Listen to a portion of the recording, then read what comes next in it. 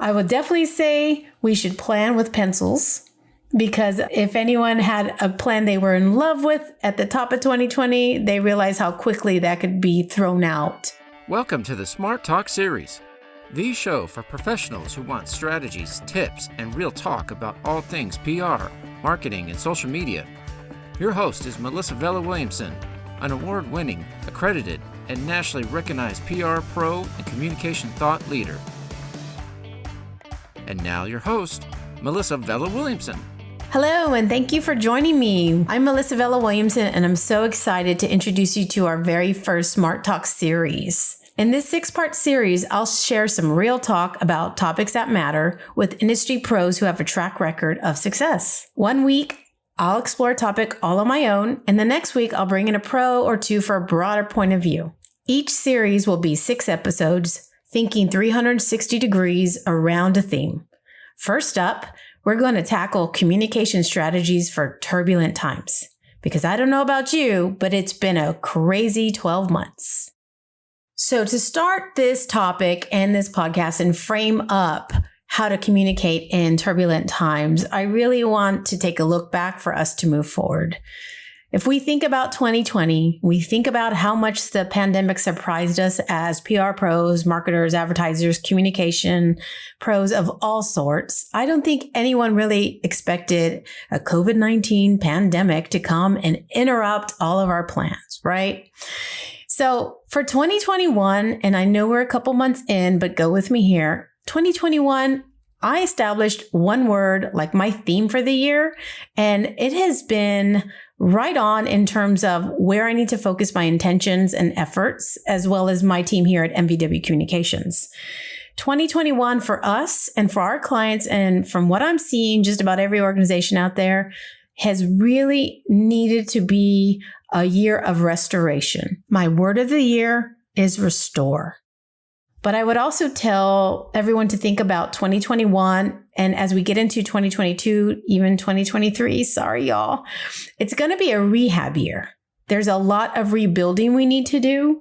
The pandemic created an economic hit and a disruption in supply chain, in our emotional progress, and some of our physical progress as healthy human beings like no other we've seen. It has had equal impact across communities.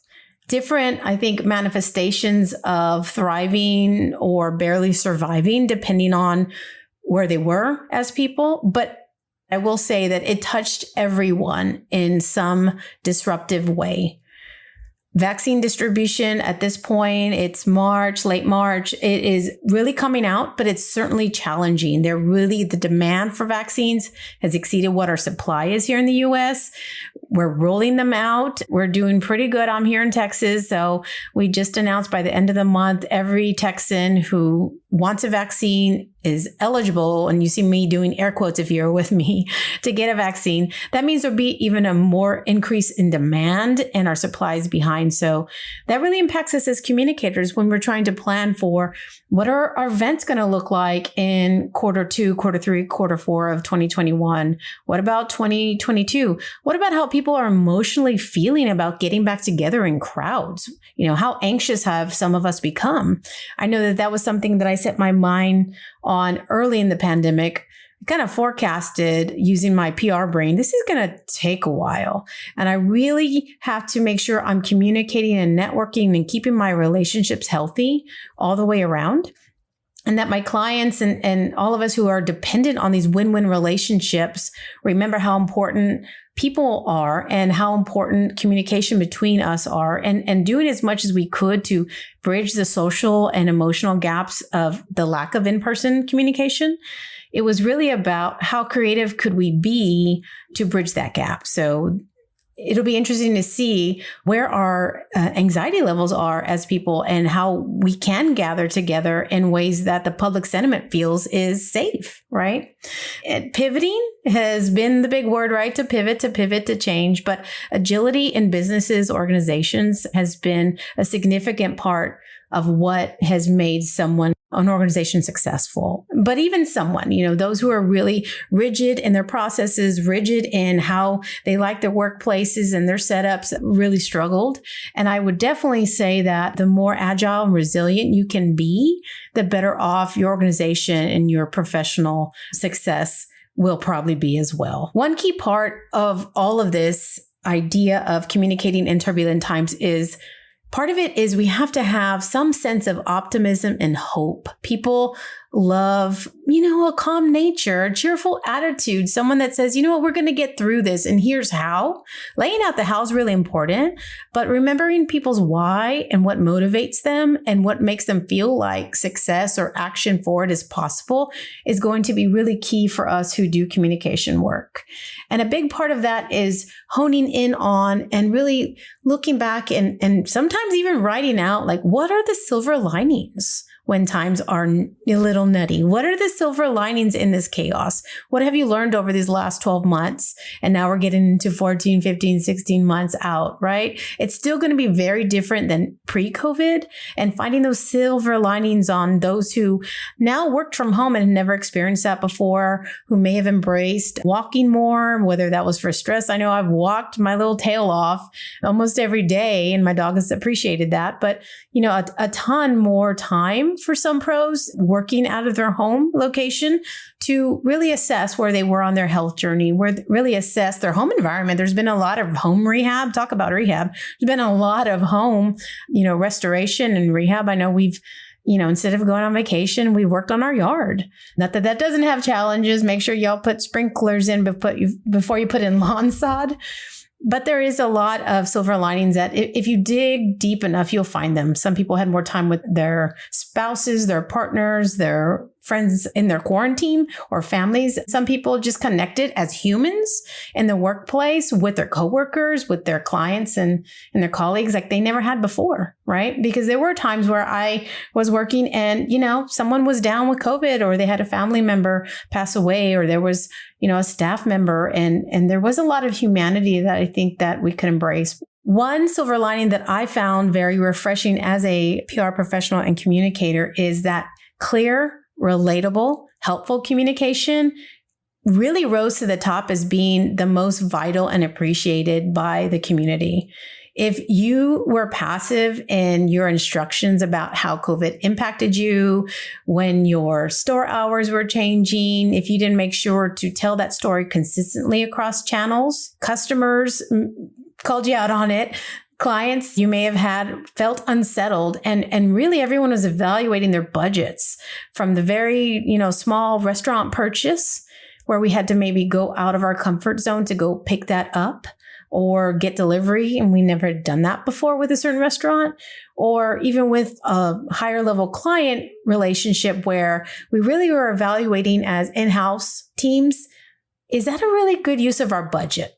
And there was a lot of evaluation right now. So those who were clear, those who could forecast ahead and catch the trends and understand what was happening with the public health information, untangling that for each other, those pros really rose to the top. Another key finding or point that I want to bring home to you all is embracing the hybrid nature and reality of our new world is going to be key to a continued success. Be as creative as possible when you think about how can we connect with our customers? How can we connect with our employees who are remote from us? 2020 was certainly very virtual for a lot of us. 2021 has become more and more of a hybrid experience. There are a lot of virtual opportunities that are still pretty amazing. I've been able to talk to college campuses across the US. I've been able to present at a national level with pros across the industry in a way that the pandemic, a silver lining of it, when everyone got on Zoom, when everyone got comfortable with having video cameras on and mics nearby, it really kind of took off the boundaries we had from our zip codes and cities and states. And we're able to connect really across the globe even through this pandemic. But those who do event planning or plan experiences, which is pretty key for most demographics of our customers, those who really plan have to think about what would this experience be like today, in the month we're in, or in the month the event will be in. Where could we be with vaccine distribution by then, right? Where could our community be emotionally? Do they need more of an in-person experience with a small virtual kind of icing on the cake for that? But overall, we want to stay nimble as communicators. We need to be responsive to what's happening in our communities, what's happening with our target buyers, our target customers, the avatars we imagine when we plan for them. We want to build our experiences forward with them, crowdsource their opinions, get information, have them weigh in, do that research, ask, listen to what they say, and build with that community so that you're actually being responsive and they feel that engagement at the front end.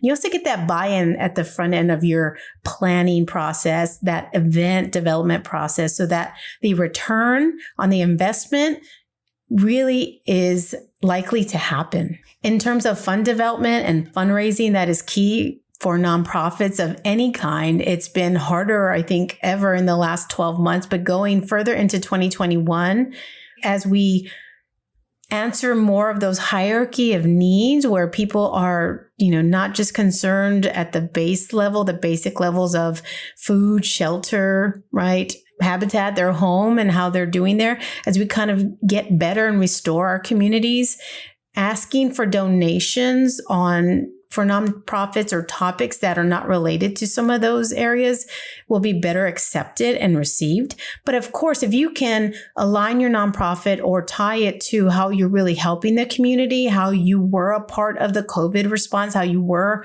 a part of the rebuilding of your area, will be very helpful to your success. Embrace micro-giving if you're a nonprofit. Embrace micro-giving. If you're a business owner, small business owner like me, who, you may have to make smaller asks or smaller projects or more tangible connections to, $5 will sponsor one meal for a person in need. $25 enables us to have one day of programming for a child in the community, for example. I know that as a business owner, a lot of us who have been a little more resilient, it's because we've been nimble and moved with the changing times, and we've moved with the changing budgets, and we've accepted more. For example, if you're a PR agency, you've accepted maybe a little more project work, a little more, a la carte consulting work than maybe you had in the past, or maybe even thought about before. You're looking at paid webinars. You're looking at how else you can monetize versus service, because maybe your clients didn't have that budget for the hands-on service that they did before. So embrace creativity, embrace the hybrid nature of our world, do and use the best of what's virtual, use the best of what's in person, see if you can build connections or new experiences between that intersection. By and large, to communicate well during turbulent times, and especially as we are restoring our communities, we have to understand that hands-on help remains vital. As much as we wanted or needed to go virtual in 2020 and are still in a lot of that space in 2021, humans are still needed, particularly by nonprofits, to pack things, sort things, deliver meals. I work with the local Meals on Wheels organization, and the human element has been vital. They needed volunteers who were still willing to come out throughout the pandemic, pick up the meals, drop them off, check on a high risk, highly vulnerable, usually over 65 years old, resident in need, a neighbor in need. And there's no way we could automate that. For as much as I love AI, as much as I love automation and delivery and everything computer and virtual, there are some aspects that cannot be replicated by a robot or our computers or Wi-Fi these days. So in-person help is still very needed. In order to get that hands-on help when times are tough, in order to get the volunteers to come out, your employees to share some of their time when they are doing something above and beyond what's on their job and task list, we have to continue to communicate why an organization exists, who it serves, and how others can engage, and what's in it for them. No matter what we're doing, particularly throughout an issue that's going on for a long time. I think COVID started as an acute crisis that I think we all thought and hoped would be over within a month or two. We've realized it's a continuation of issues management. Became, for a lot of my clients and my own business, went from response to a new way of operating.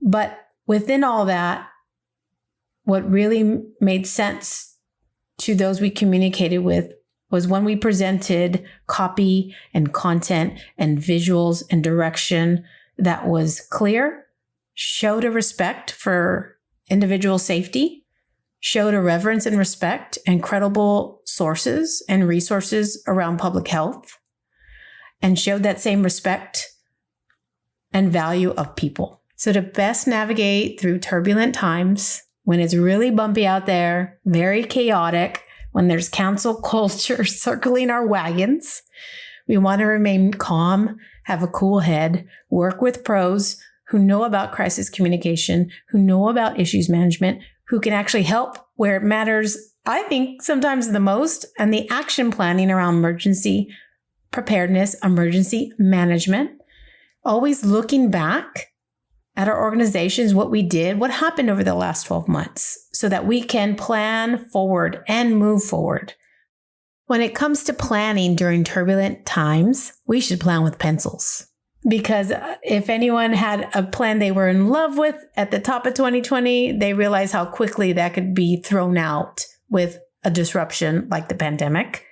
But if you are in that mindset of reiteration and evaluation and a constant move and flex and tweak and bend, planning with that pencil or being really happy to pivot, move, change, erase, that is going to go well for you.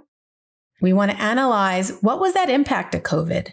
What did it mean? What kind of education loss did students endure?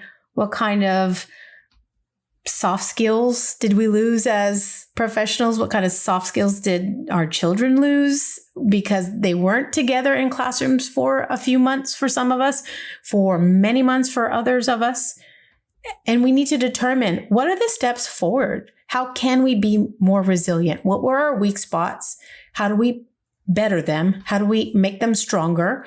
What do we need to let go of? I think a lot of people during the pandemic had a good time to evaluate on a personal level, what are the relationships that weren't really working for them?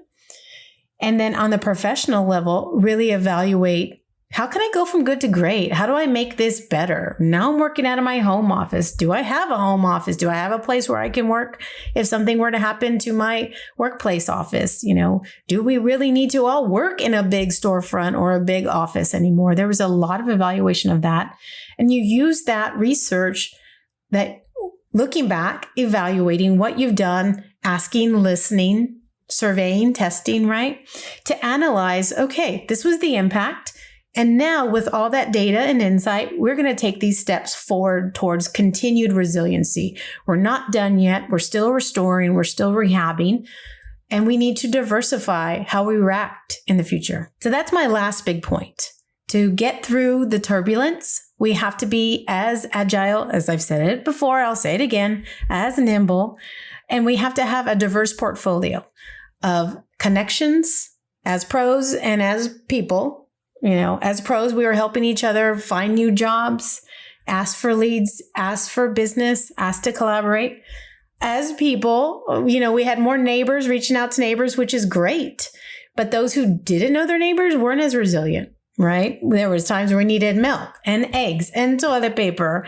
And can I just ride your bike for a minute because I can't find one at the store? As businesses and organizations, we need to diversify our operations. We need in-person, we need remote, we need virtual, we need live, we need taped. We need to communicate on the communication channels that matter to our followers, our customers, our clients, our employees. We need to cut off all the weight that is not necessary for us to take forward, right? Because it doesn't matter, for example, maybe that you communicate on TikTok because that's not where your customers are. We need to diversify how we make money. What are our income streams? As a nonprofit, who are your funders? Who are your donors? Who are your sponsors?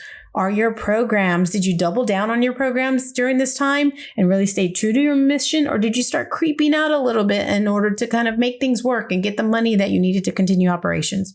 Good time to stop and evaluate.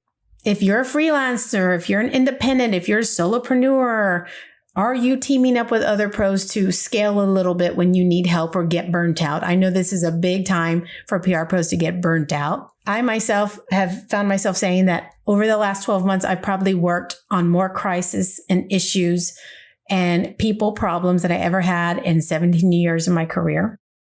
Are we making money in a lot of different ways as pros? There's so many ways to monetize content, our thoughts, our leadership. Beyond retainers, beyond long-term projects, there could be little consultations. There can be short-term projects. There can be partnership projects, collaborations. The novelty and the pop-ups and the one-time, or first times during the pandemic and over into 2021, this unheard of, unprecedented, in my air quotes, the first time only, this has been a time where we have never seen so much openness to trying things. Our customers, our colleagues, our clients, they are very accepting of grassroots approaches. Low cost, low quality video is accepted as long as the message is good, the content is of helpful nature, and it's quality. Let's continue to diversify our communication channels, being sure to measure what's actually working for us and not spending a lot of time on what's not. Diversify your customer base. You may have always been working with one type of customer, but you realize, you know what?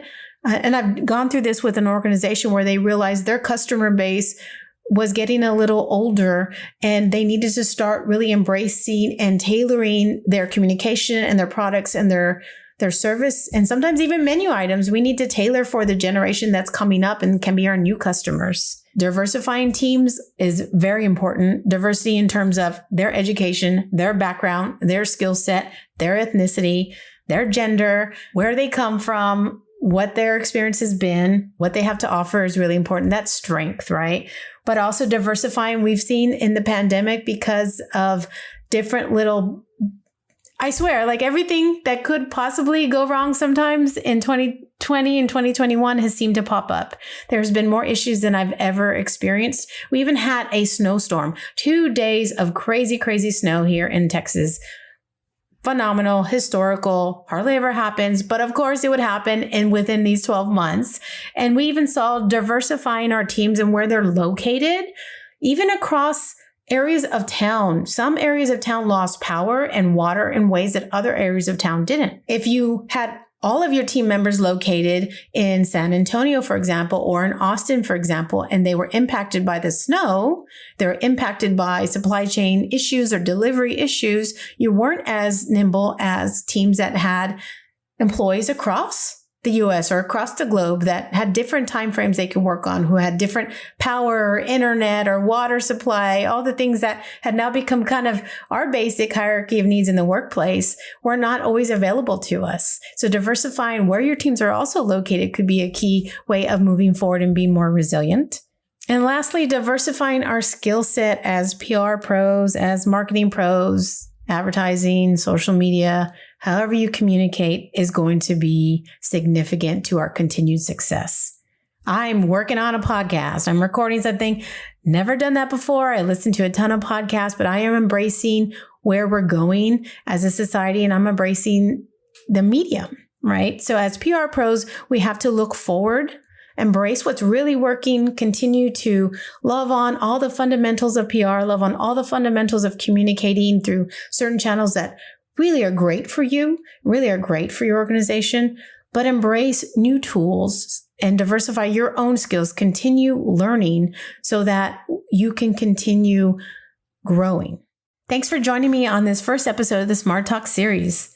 Next week, I'm going to be sitting down with an expert to dive further into crisis communication, how to plan for issues, deal with them successfully, and be better on the other side. Until next time, think smart and communicate smart.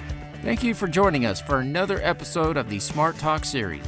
If you learned something or enjoyed our conversation, share it on social media or send to a friend. To learn more about this and other communication topics, visit mvw360.com. That's mvw360.com.